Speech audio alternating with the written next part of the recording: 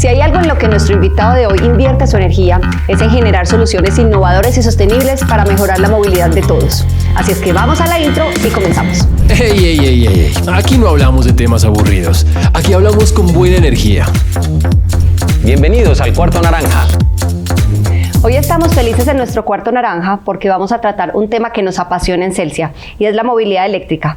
Así que tenemos a un invitado muy especial, VG Mobility, a Jean-François Joachim, que es el CFO de VG Mobility. Jean-François, bienvenido. Hola, Cami. Y tenemos a Fernando Vélez, que es nuestro experto en movilidad en Celsia. Fer, bienvenido. Hola, Cami, gracias. Bueno, entonces vamos a tener una conversación apasionante alrededor de los proyectos de movilidad eléctrica y pues empecemos preguntándole a Jean-François, contanos qué es VG Mobility y cómo entraron en ese mundo de la movilidad eléctrica. Claro, pues para hablar de VG Mobility tenemos que empezar por hablar de Celsia. Como equipo en el 2019, cuando Fernando asumió la dirección de los temas de movilidad eléctrica, acompañamos a Celsia en la estructuración de su proyecto de llegada de 120 buses eléctricos en la ciudad de Bogotá. Y eso nos permitió construir una experiencia que nos ayudó a atraer capital internacional. Y el grupo que nos acompaña decidió crear VG Mobility como una apuesta de movilidad eléctrica en la región. Y para responder a tu pregunta específicamente de qué hacemos, definir la movilidad eléctrica es un poquito difícil, pero nosotros desarrollamos, implementamos y administramos proyectos de movilidad eléctrica de gran escala en Colombia y en los países de la región. Para que partamos como de un contexto general del tema de movilidad, desde el punto de vista de ustedes como de VG Mobility, ¿cómo está la movilidad eléctrica a nivel mundial y qué los hace como traer estos proyectos o enfocarse en Colombia? ¿Cuál es la razón? Movilidad eléctrica en el mundo es algo que ha cogido fuerza desde más o menos el 2010. El principal país que implementó movilidad eléctrica fue China. Y para sorpresa de muchos, los dos países que han liderado en implementación de movilidad eléctrica por fuera de China son Chile y Colombia. Cuando empezamos a trabajar en Colombia, Colombia era el primer país en movilidad eléctrica fuera de China y ese fue el principal motivo para empezar acá como grupo. ¿Qué significa la movilidad eléctrica? Significa transporte sostenible. Casi siempre lo asociamos exclusivamente a los activos, pero la movilidad eléctrica abarca el sentido amplio de sostenibilidad. Y ese sentido amplio de sostenibilidad empieza por una palabra que hablábamos ahorita con Fernando y es transformar. Transformar vidas, transformar formas de trabajar, transformar formas de llegar a trabajar, dignificar un sector que típicamente no era bien visto y traer muchísimo bienestar a la comunidad más allá del funcionamiento del activo como tal. Y en eso pues tenemos mucho de qué hacer y hablar en Colombia. Tenemos el primer proyecto que se implementó, en realidad lo implementó Celsia en Cali y de ahí pues ya vamos hoy en más de 1.500 buses eléctricos operando en el país. Y digamos que esta génesis y cuando empezamos a hablar de movilidad eléctrica pues me remito ya a Fer y es efectivamente entramos en el mundo hace unos años de movilidad eléctrica en Celsia y lo definimos como dentro de nuestra estrategia de ese desarrollo asociado a la eficiencia energética, al desarrollo de nuevos negocios. Contanos cómo ha sido ese proceso y cómo encontramos el foco de desarrollo de movilidad eléctrica en Celsia para poder trabajar con estos aliados como VG Mobility.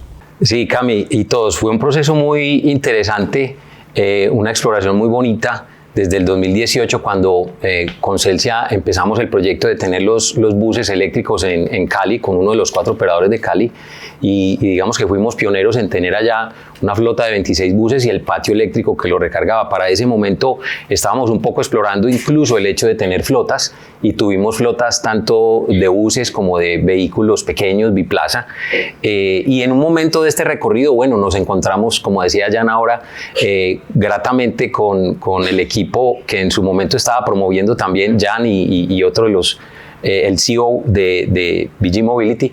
Nos encontramos y estuvimos conversando sobre las posibilidades de estos proyectos y de la mano con ellos trabajamos lo que fue los 120 buses para Fontibón. Luego tuvimos como un enfoque, esa reflexión que hacemos en estas compañías de enfocarnos en lo que estaba más dentro de nuestro core de negocio, que era la infraestructura. Ya veníamos desarrollando infraestructura de carga lenta con cargadores de desarrollo nacional, local y con de nuestro propio desarrollo, y ya veíamos que el tema de la infraestructura era más lo nuestro. y los cargadores rápidos que venían detrás de proyectos que fuimos en su momento desarrollando también con VG Mobility, como es el patio Perdomo, del que seguramente podemos hablar ahorita un poco, y otros proyectos que se han venido dando alrededor de la movilidad eléctrica que, como mencionaba también Jan ahorita, está trascendiendo el tema del transporte público de pasajeros y yendo hacia el transporte de mercancía de última milla, algo que también contribuye mucho a los temas de sostenibilidad en nuestro país. Y ahí creo que los dos lo han mencionado y pues Jean-François, quiero preguntarte un poquito sobre el proyecto que también acaba de mencionar Fer, del patio Perdomo, que tiene que ver con ese foco en la infraestructura que definimos y que fue como ese encuentro ya a una mayor escala entre Celsia y VG Mobility. Contanos un poquito como el proceso, como para que quienes nos ven y nos escuchan entiendan qué es ese proyecto, qué el patio, qué los buses, o sea, como aterrizar un poquito más de qué estamos hablando. El patio Perdomo, lo primero que yo diría es la prueba de que se vale soñar. Uh-huh. Cuando nosotros empezamos a construir el patio Perdomo, junto con el equipo de Celsia, veíamos fotos de los patios internacionales, veíamos fotos en Hamburgo, no sé si te acuerdas, en Europa, en China, en Chile, y decíamos, ¿será que logramos desarrollar algo así de bonito? Que es un patio para recargar buses eléctricos, buses hasta de 2 pisos, estuvimos mirando para recargar buses de transporte público. Transporte público. Ajá. Y decíamos, ¿cómo hacemos para, en este proceso de transformación y sobre todo dignificación de un servicio público esencial, que es el transporte público, darle a la comunidad lo que se merece como infraestructura de carga? Patio Perdomo queda en el sur de Bogotá, llegando a la frontera con Soacha, en un barrio que tenía un terreno desocupado hace muchísimos años, un terreno desocupado con todo lo que implica. Y con ese lienzo en blanco empezamos a diseñar el patio que hoy podemos decir con orgullo es el patio más bonito de América Latina en estrategia de recarga. Uh-huh. Y lo que buscamos fue una estructura óptima, una estructura operacional, una estructura digna con el medio ambiente, con la comunidad. Y para llevar a cabo ese proyecto, nosotros hay algo que aprendimos muy rápido en el proceso de crear VG Mobility como empresarios, y es que no nos la sabemos todas. Uh-huh. Es un proceso y una aceptación difícil. Yo vengo del mundo financiero, los financieros nunca queremos decir que no sabemos algo. Y empezamos a buscar, y en Colombia definitivamente el aliado que queríamos era Celsia. ¿Por qué Celsia? Confiabilidad, respaldo, credibilidad, experiencia, solidez, y de esa forma fue que ese sueño se volvió realidad. Muchos diseños, muchas horas de mucho debate, pero finalmente un proyecto que hoy es ejemplar, no solamente en Colombia, en la región, sino a nivel mundial, porque hemos tenido delegaciones del mundo entero visitándolo, admirándolo y aprendiendo de lo que acá podemos desarrollar. Para que nuestros seguidores les quede claro, ¿cuáles son esos? ¿Qué operación atiende el patio Perdomo? Atiende 195 buses eléctricos y tal vez, Camila, aprovecho para hacer una cuña sobre la movilidad eléctrica. Es que muchas veces la movilidad eléctrica la asociamos automáticamente a patinetas, vehículos, uh-huh, carros, motos, y creemos que eso es movilidad eléctrica. Uh-huh. Cuando uno ya entra en el detalle, es que se da cuenta que lo principal en la movilidad eléctrica es el patio y el espacio. Uh-huh. Y dentro del espacio, un factor clave, que es donde Celsia también nos acompaña a jugar un rol a través de sus diferentes unidades y sus equipos, y es la energía. Uh-huh. Y en realidad la movilidad eléctrica sin energía no es nada. Si nosotros como particulares compramos un vehículo eléctrico y no tenemos dónde cargarlo en la casa, no hicimos un adorno muy bonito. Es un adorno muy bonito, o como dicen con las elípticas, un perchero muy caro. Entonces ahí entendimos rápidamente que el tema de la energía, el patio y el espacio son el factor fundamental para la implementación con éxito de los proyectos de movilidad eléctrica, y por eso trabajar con un aliado como Celsia. Y es que cuando hablamos de eficiencia energética en un todo, Fer, vemos la movilidad eléctrica como parte fundamental como de ese ecosistema, precisamente por lo que dice Jean-François. O sea, eso no es separado, tengo que gestionar muy bien como todo lo que está detrás del funcionamiento efectivamente de la movilidad como tal. Contanos, para llegar a este proyecto, cómo fue el proceso también desde Celsia de entender hasta dónde nos metemos, o sea, de esa sociedad exitosa que tuvimos con Sí, Bigi Cami, Mobility. es muy interesante lo que mencionas, y como lo decía Jean-François al inicio, que utilizó una frase muy bonita, y es un lienzo en blanco que implicaba una cantidad de responsabilidades y una cantidad de retos. Este era un patio que, como lo decía Jan, estaba en blanco, había que empezar de cero, había que trabajar con temas asociados a taludes, a estabilidad de terreno, a obras civiles, a obras eléctricas, a obras mecánicas, que involucraba que trabajáramos muy de la mano, muy conjuntamente, con expertos de distinta naturaleza en temas, por ejemplo, relacionados con la movilidad de los buses, radios de giro. Teníamos que mirar cómo iba a ser la iluminación dentro del patio, dónde íbamos a colocar cargadores, cuál era la circulación para evitar que tuviéramos reversa. Es un patio muy lindo porque no tiene reversa, y eso genera una cantidad de ruido dentro de un patio, nadie se lo imagina. Eso es impresionante cuando los vehículos empiezan a reversar. Bueno, allí no hay que reversar. Entonces es hermoso entrar incluso a ese patio y ver que es un silencio total. Todo fluye. El fluir de ese patio de la operación es como que estuvieran de vacaciones, porque eso es un silencio absoluto. Y trabajar en ese ecosistema y con un buen número de aliados expertos que tuvimos ahí para abordar todos estos distintos temas y llegar finalmente al resultado que tenemos para que se pueda tener una operación muy satisfactoria para la ciudad. Eso es parte de lo que se vivió allí. Sí, ese me consta, ese es un proyecto espectacular. Hablemos un poquito del futuro, ¿cierto? ¿Cuáles son como esos desarrollos que continúan fomentando la transformación, como decías ahorita, para generar ese bienestar y aportar a la comunidad y a todo este ecosistema que tenemos hoy? ¿Cómo estamos viendo el futuro? Yo creo que esa pregunta me gustaría abordarla desde diferentes ángulos. El primero es trascender el tema de la movilidad eléctrica a entender que la movilidad eléctrica en transporte público es el sinónimo de sostenibilidad. Uh-huh. Ese es uno de los grandes focos de Bigi Mobility a partir de este año, y es cómo hacerle entender a la comunidad que la sostenibilidad va más allá del activo rodante de bus eléctrico. Solo un punto de referencia que me gustaría que todo el mundo tuviera en la cabeza cuando ve un bus eléctrico. Uh-huh. Y cuando ve un bus en la calle. Para que un bus opere con las normas laborales, con las normas de dignificación laboral en términos de seguridad social, etcétera, un operador necesita contratar en promedio 3 conductores. Uh-huh. Y para que ese bus esté en buen funcionamiento y operando como se debe, necesitas al menos 1 a 1.5 personas detrás entre temas de mantenimiento, administración, gestión de personal, etc.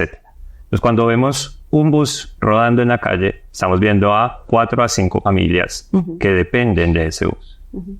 Y eso a nivel de sostenibilidad tiene un impacto espectacular. O sea, no es simplemente que no vibra, que no hace ruido, que tiene puerto USB, que tiene Wi-Fi, sino que estamos contribuyendo a generar país. Uh-huh. Entonces, primer foco es cómo hacer estos proyectos cada vez más sostenibles, más allá del simplemente del activo que tiene bajas emisiones. Uh-huh.